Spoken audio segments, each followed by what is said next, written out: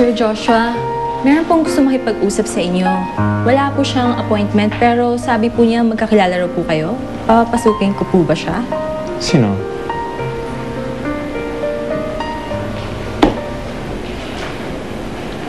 Pwede ko na ba hingin yung pabor na ipinangako mo sa akin? What do you mean? Nahanap na siya? According to the private investigator ni Atty. Koo, may lead na sila kung saan maaaring naroon si Jenny. At alam ba kung saan? Sa Bicol daw, dahil doon siya dinala ni Nerissa nung itinakas niya ang apo ko. Boy, what a coincidence. Sa Bicol pa? Hindi ba?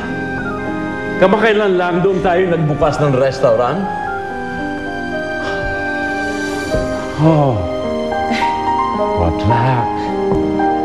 Jenna, nabalita mo na ba?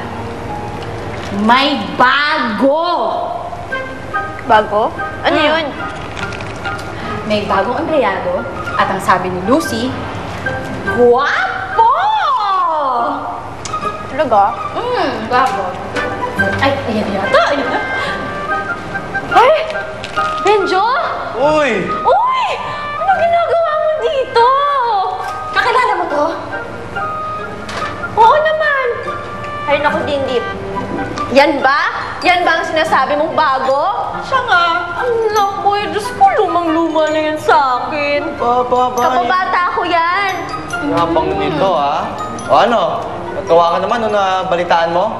Oo naman. Masaya ako. At sa wakas, may full-time job ka na. Hoy, Benjo, pagbutihan mo yan, ha? Oo naman. Lalo na, araw-araw tayong magkakasama dito. Jenna! Pakilala mo na ako, Jenna! Oo nga pala. Benjo, si Dindy. Siya yung kaibigan ko dito. Hi, I'm Dindy. Benjo, nice meeting you.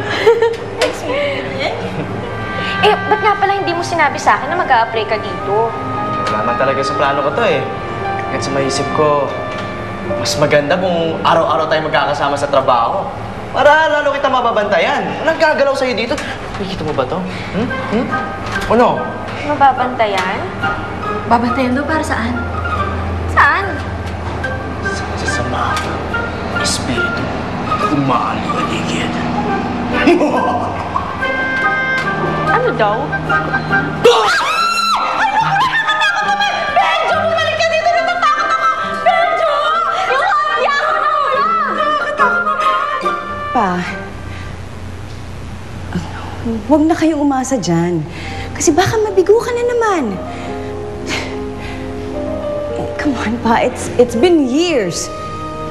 How sure are you na tama ang resulta ng investigasyon na yan? Well, may lead na sila. It's just a matter of time. Sa wakas, mahanap at mahanap ko na rin ang apo ko.